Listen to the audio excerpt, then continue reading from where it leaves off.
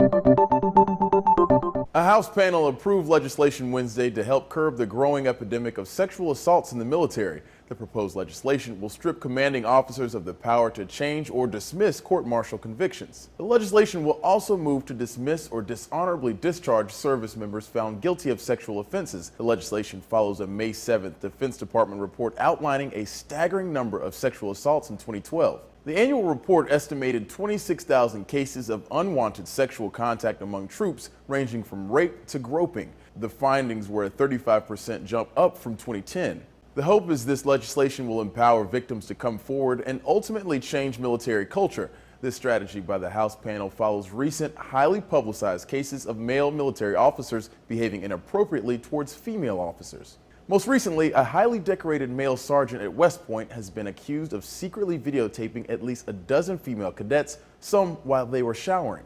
Sergeant Michael McClendon was relieved of his duties and now faces 4 counts of criminal charges. One NBC News correspondent points out he was charged with looking after the well-being and discipline of 125 cadets. Accusations against McClendon aren't the only ones of their kind, as other officers in positions of power have been accused of similar and in some cases more violent offenses. RT reports 29-year veteran Brigadier General Brian Roberts faces accusations of assault and adultery after engaging in a physical altercation with a woman. He was the Army's top general at Fort Jackson in South Carolina. And according to USA Today, the Army is investigating Sergeant First Class Gregory McQueen for allegedly sexually assaulting a female officer and running a small-time prostitution ring. Ironically enough, McQueen was a sex abuse educator at Fort Hood in Texas. ARL Now first reported the arrest of an Air Force officer in Arlington, Virginia, who was the chief of sexual assault prevention and response. Lieutenant Colonel Jeff Krasinski was arrested earlier this month and charged with battery after fondling a woman.